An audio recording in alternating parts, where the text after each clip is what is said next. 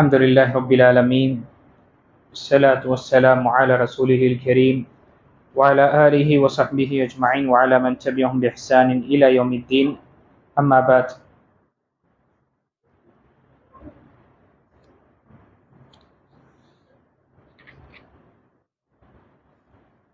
ونبي هريرة رضي الله عنه ونبي أمامة سدي بن عجلان رضي الله عنه قال قال رسول الله صلى الله عليه وسلم يا ابن آدم إنك أن تبذل الفضل خير لك وإن تمسك شر لك ولا تلام على كفاف وابدأ بمن تعول واليد العليا خير من اليد السفلى رواه مسلم. Abu Umama ரலியல்லாஹு அன்ஹு அவர்கள் அறிவிக்கின்றார்கள், ஆதமின் மகனே, நிச்சயமாக மிச்சமானவற்றை செலவு செய்வதுதான் உமக்கு சிறந்ததாகும். செலவு செய்யாமல் இருப்பது உமக்கு கெடுதலாகும். போதுமானவற்றை வைத்துக் கொள்வது மீது நீர் குறை காணப்பட மாட்டீர். பொறுப்பில் உள்ளவர்களுக்கு செலவு செய்வது மூலம் நீ ஆரம்பிப்பீராக. கொடுக்கிற மேல் உள்ள கை வாங்கிற கீழுள்ள கையை விட சிறந்ததாகும் என நபி ஸல்லல்லாஹு அலைஹி வஸல்லம் கூறினார்.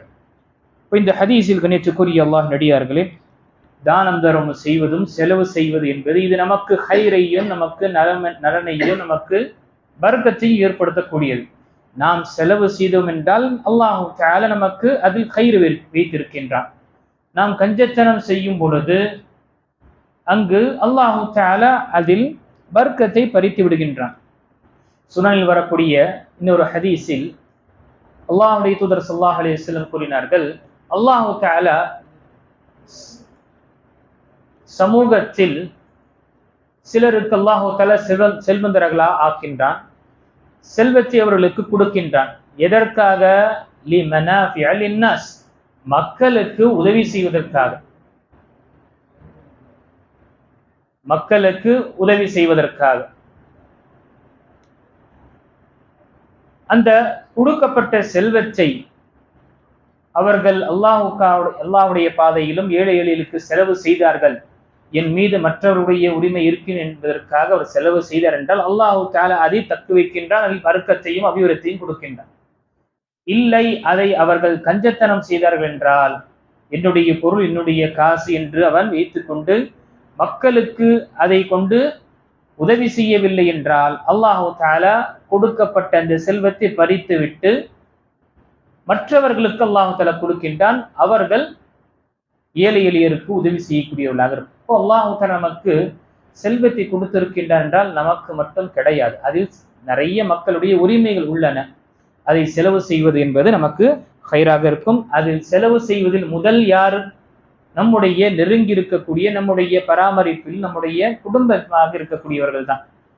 வெளியே நாம செலவுகள் செய்துவிட்டு வீட்டில் கஞ்சத்தனம் செய்வதோ அல்லது குழந்தைகளுக்கு அத்தியாவசிய விஷயங்களோ அது வீட்டுடைய அத்தியாவசிய விஷயங்களை கொடுக்காமல் இருப்பது என்பது அது என்ன ஆகும்? அது சரியான ஒரு தர்மம் கிடையாது. அது சரியான ஒரு தர்மம் கிடையாது. ஆக நம்முடைய குடும்பத்திற்கு நாம செலவு செய்வதற்காக நாம் முயற்சி செய்ய வேண்டும். முதல் அவர்கள் மூலமாக நாம் ஆரம்பிக்க வேண்டும். அடுத்த ஹதீஸில் நபி ஸல்லல்லாஹு அலைஹி வஸல்லம் சொல்லக்கூடிய ஹதீஸ், தர்மம் செய்வது உங்கள் பொருட்களில் எதையும் குறைத்து விடாது. அடியான் பிறரிடம் தவறை மன்னிப்பனேயானால் அல்லாஹ் அவன் கண்ணியத்தை அதிகப்படுத்துவான். மேலும் யார் அல்லாஹ்வுக்காக பணிவை மேற்கொள்கிறாரோ அவரின் அந்தஸ்தை அல்லாஹ் உயர்த்துவான். சுப்ஹானல்லாஹ், எந்த ஒரு காசும் எந்த ஒரு பணமும் தர்மம் செய்தனால் குறைந்தது என்பதே சரித்திரம் கிடையாது. அது நம்முடைய எண்ணிக்கைகள் வேணாலும் அது குறைவதற்காக நாம் பார்க்கக்கூடியவர்களாக இருப்போம். ஆனால் அல்லாஹ் தஆலா வைத்திருக்கக்கூடிய, நமக்கு கொடுத்து இருக்கக்கூடிய, மீதம் இருக்கக்கூடிய விஷயத்தில், செல்வத்தில் அல்லாஹ் தஆலா பரக்கத்தை ஏற்படுத்துகின்றான். அதே செல்வம் அந்த தர்மம் செய்யாத தனக்காக வைத்துக் கொண்ட அந்த செல்வம் அதிகமாக இருந்தாலும் அவனுக்கு எந்த ஒரு பிரயோஜனமும் தராத ஒரு நிலையும் ஏற்படுகின்றது. அல்லது அது போதுமான அளவும் அவனுக்கு அந்த போதுமான அளவுடைய நிலையும் அவருக்கு ஏற்படாது. ஆக எப்பொழுதுமே சதக்கா செய்யக்கூடிய விஷயத்தில் குறைவு ஏற்படவே ஏற்படாது. அதே போல எப்பொழுது அல்லாஹ் அடியார்களை மன்னிக்க கூடியவனாக இருக்கின்றான் ஒரு அடியான், அல்லாஹ் தஆலா அவருடைய அந்தஸ்து உயர்த்தவே செய்கின்றான். எப்பொழுதுமே அவருடைய அந்தஸ்து உயர்ந்து கொண்டே இருக்கும். மூன்றாவது சொல்லப்பட்டது வமா தவாதஅ அஹதுன் இல்லா லில்லாஹி இல்லா ரஃபஅஹுல்லாஹ். பணிவை மேற்கொள்ளக்கூடியவன், மக்களிடம் பேசும் பொழுது பழகும் பொழுது இந்த அனைத்து விஷயத்திலும் பணிவை அவன் ஏற்றுக்கொள்ளக்கூடியவன், பணிவு என்ற அந்த பண்பை உடையவன், அல்லாஹ் தஆலா எப்பொழுதுமே அவருக்கு உயர்ந்த அந்தஸ்தையும் கொடுக்கின்றான். இந்த ஹதீஸு முஸ்லிம் வரக்கூடிய ஹதீஸ்.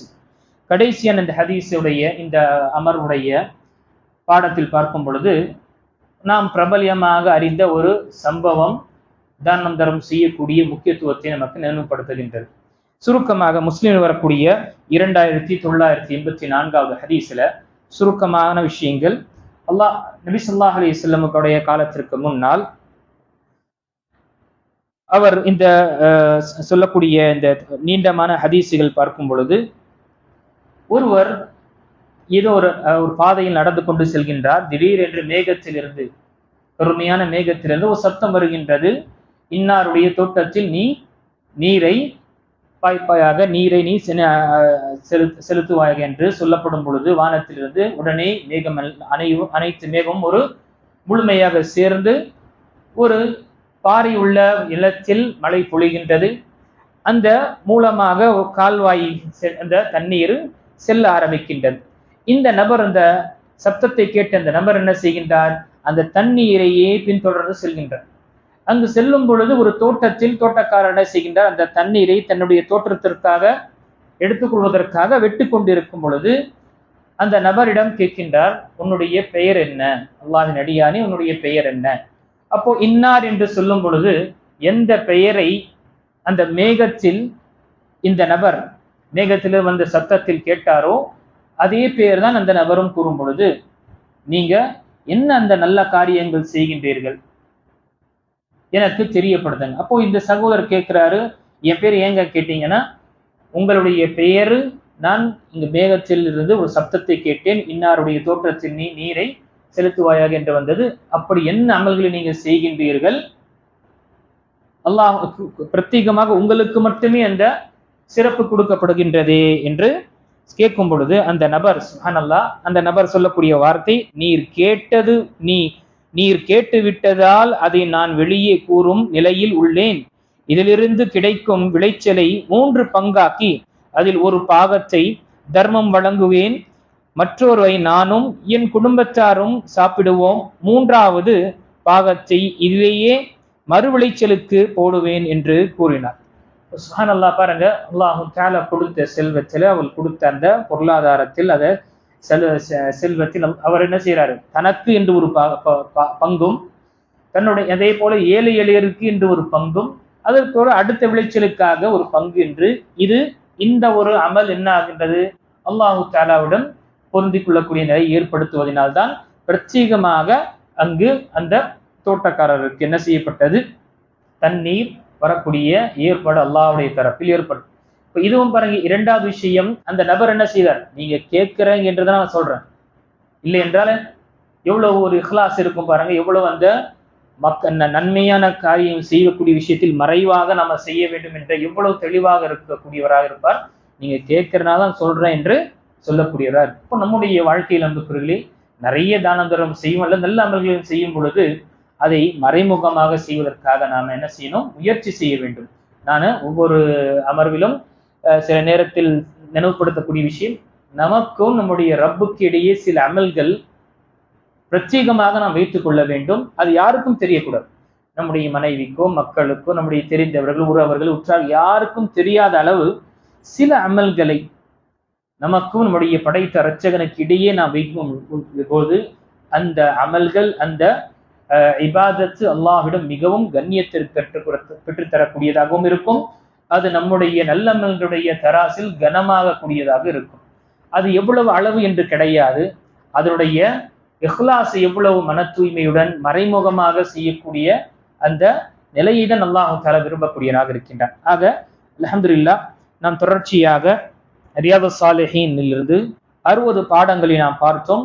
கிட்டத்தட்ட இன்று 239 அல்லது 40 அமர்வுகள் நாம தொடர்ச்சியாக அல்லாஹ்வுடைய மாபெரும் கிருபையினாக நாம் பார்த்திருப்போம். இன்ஷா அல்லாஹ் ரமதானுக்கு பிறகு நாம திரும்பவும் இந்த புத்தகத்தை ரியாதோ சாலிஹினை நாம் ஆரம்பிப்போம். திங்கட்கிழமையிலிருந்து நோன்புடைய சட்டங்கள், நோன்புடைய சமகால சட்டங்கள் இன்ஷா அல்லாஹ் நாம பார்க்கலாம். அல்லாஹு தஆலா சொல்லக்கூடியவனுக்கு கேட்கக்கூடிய அனைவர்களுக்கும் அல்லாஹ் கொடுத்த விஷயத்தில் அல்லாஹ் கொடுத்த செல்வத்தை அதை கொண்டு நாம் செலவழிக்கக்கூடியவர்களாகவும் மற்றவர்களுக்கு உரிமை அதில் இருக்கின்றது என்று உணர்ந்து அல்லாஹுடைய பாதையில் அதிகமாக தானம் தர்மம் செய்யக்கூடியவர்களாக அல்லாஹ் நம்மை ஆக்கிடுவானாக. ஆமீன். வாஹிரு தஅவானா அல்ஹம்துலில்லாஹி ரப்பில் ஆலமீன்.